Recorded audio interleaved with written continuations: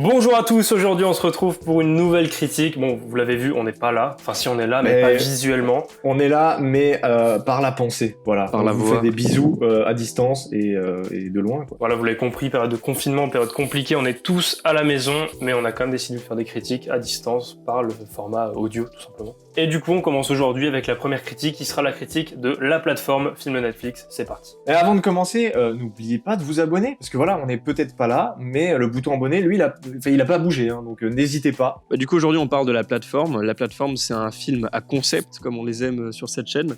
Et c'est un film qui parle de deux personnes qui se retrouvent dans une espèce de prison verticale et ils vont devoir survivre dans cette prison verticale. C'est assez étrange Ils vont devoir manger. Ils vont devoir manger surtout, ouais. Non mais tu l'as bien dit, c'est un film concept parce que l'idée de base, tu dis what, personne n'aurait jamais pensé à ça. C'est le principe d'avoir des étages différents et en gros, plus t'es haut, mieux tu manges et plus t'es bas, plus tu manges les restes des autres. C'est un peu, on peut vite fait grossièrement résumer ça en un Snowpiercer mais vertical. Bah voilà, oui, j'ai pensé exactement. Mais pas dans un train du coup. De toute façon, on va être obligé dans cette critique de prendre des exemples d'autres films très connus, Snowpiercer, évidemment, il y aura du cube qui va traîner, c'est obligé, obligé. Mais Saw aussi, pas mal. Oui, Saw un petit peu, mais on va commencer tout de suite par le casting. Évidemment, le casting, bah déjà c'est un film espagnol, donc casting quasiment espagnol. Espagnol en totalité, hein. Ouais.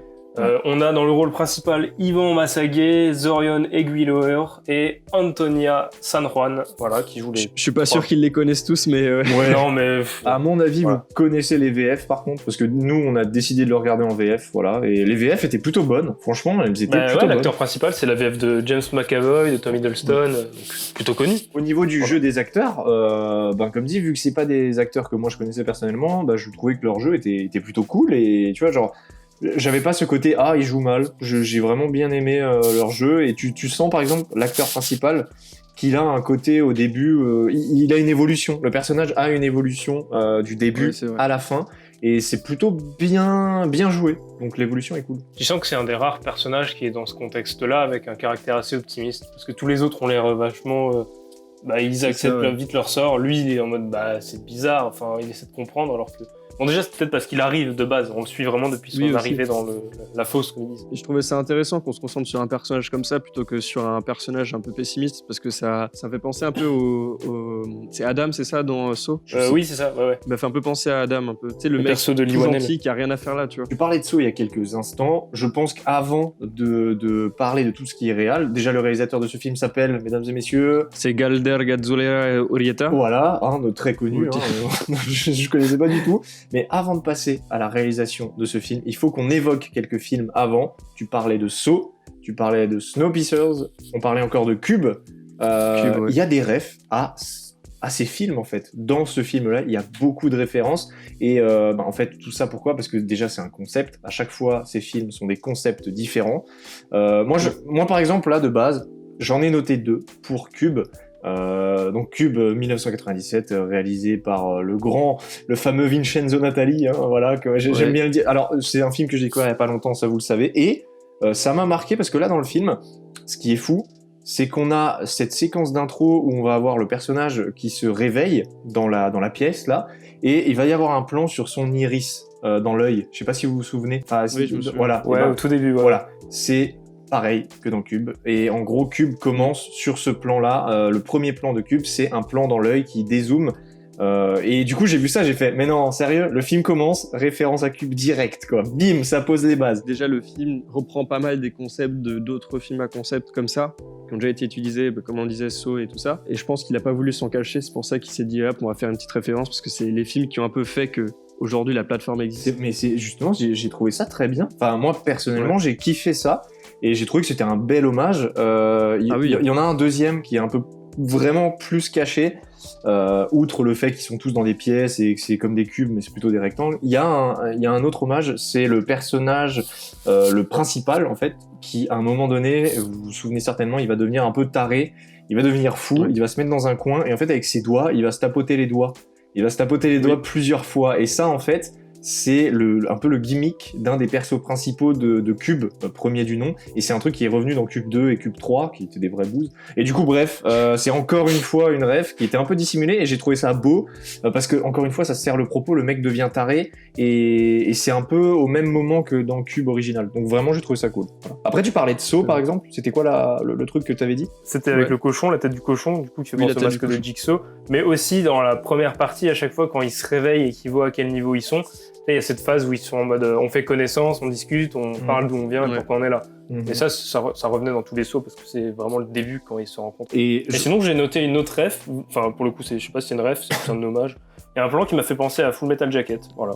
C'est quand ils sont tous au garde à vous, c'est vraiment un plan, je crois. Oui, je le vois. Les cuisiniers. Le plan bien symétrique et tout. Ouais, exact, c'est ça. Bah déjà, le concept du film, je crois qu'on l'avait pas trop précisé, c'est que les gens sont dans cette prison, mais tous les mois, ils changent d'étage. Et en fait, plus t'es haut, plus t'as de chances de pouvoir bouffer, parce qu'il y a une plateforme qui descend avec de la bouffe.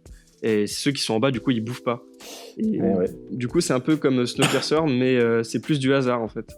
En fait, les gens qui sont en haut, ils sont privilégiés parce qu'ils bouffent, mais ça pourrait très bien être des gens qui sont issus d'une classe sociale pas ouf. Un peu à l'image de la société, voilà, les gens tout en haut chient littéralement sur ceux du bas. Ah bah là, oui, clairement. Pas mal de fois dans le film. Non, mais c'est vrai, en plus, littéralement, il y a des scènes comme ça. Moi, j'ai noté un truc, c'est qu'on a un montage vachement rythmé parce que le film suit une espèce de schéma qui se répète avec les différents mois où on change d'étage.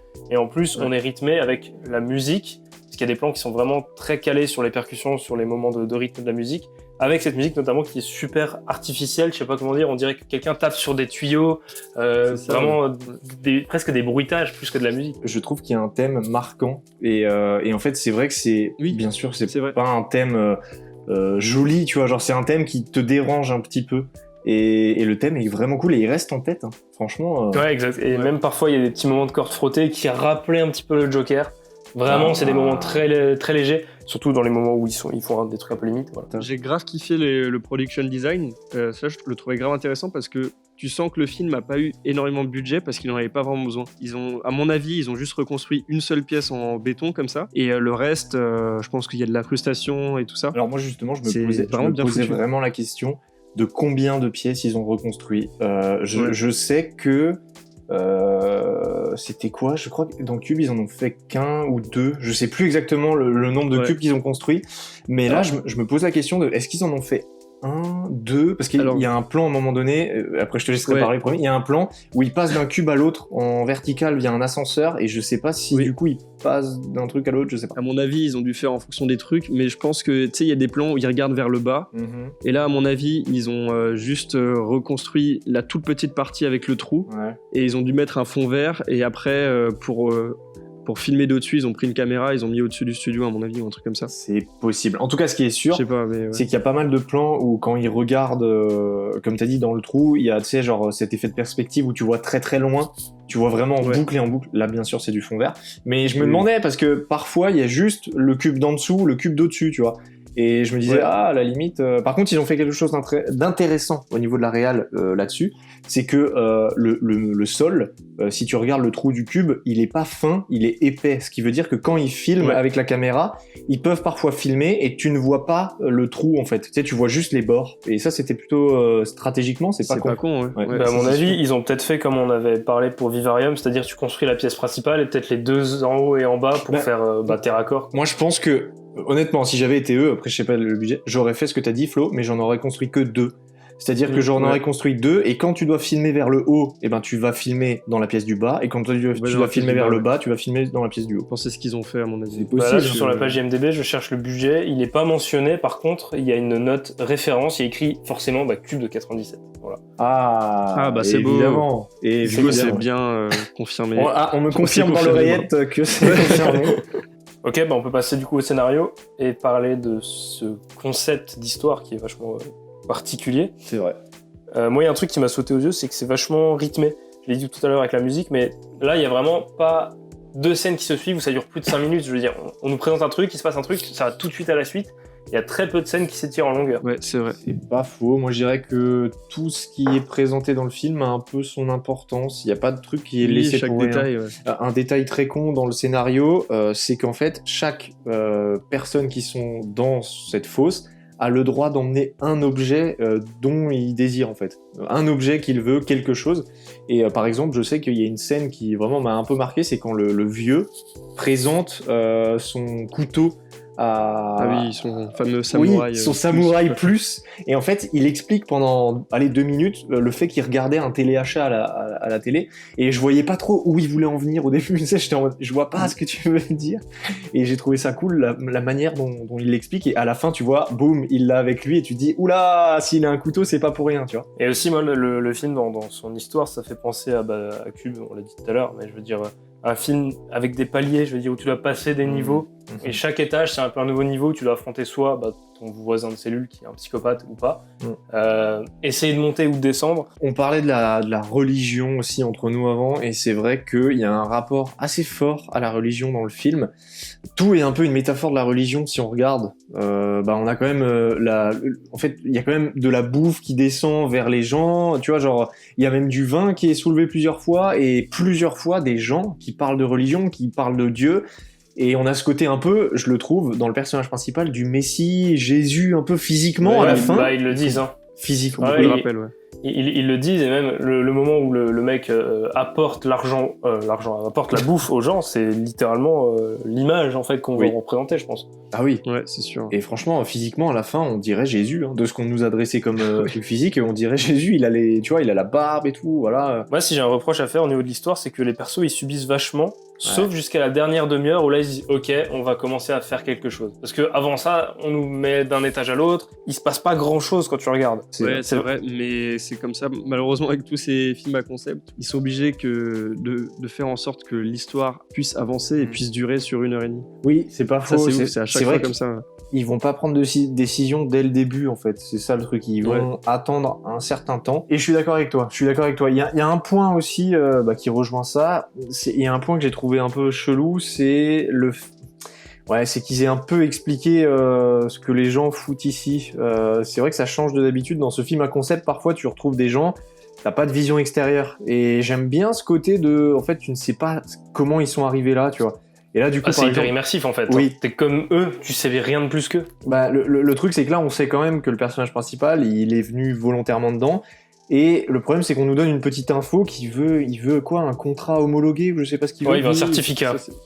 Mais pas expliqué, on sait pas ce que c'est. Et moi, c'est un peu dérangeant parce que il veut ça, on te donne cette information, mais on ne t'explique pas ce que c'est, tu vois. Et j'aurais préféré qu'ils ne disent pas du tout, tu vois. Ça aurait été limite mieux. Après, il y a ce truc de survie qui est surtout bien mis en avant, avec le côté ta survie passe avant tout le reste, avant l'amitié que tu peux avoir pour ton compagnon, avant même la raison, parce qu'il y a des moments, sans spoil, ils se mettent à bouffer des gens. Enfin voilà, tu te dis, quand toi tu veux survivre, tu fais tout ce qu'il faut pour, et même à aller au-delà de tes propres limites. Et ça, c'est plutôt bien représenté, je trouve. Tu vois, ça, je trouvais que ça rejoignait l'histoire de la religion, parce que c'est un peu en mode... je suis pas ultra croyant et tout, même je suis pas croyant du tout en fait, mais je sais que dans la Bible et tout ça, les hommes, ils étaient un peu avant très individualistes, ils pensaient qu'à leur peau, jusqu'à ce que Jésus arrive et qu'ils disent « Ok, on va se serrer les coudes ».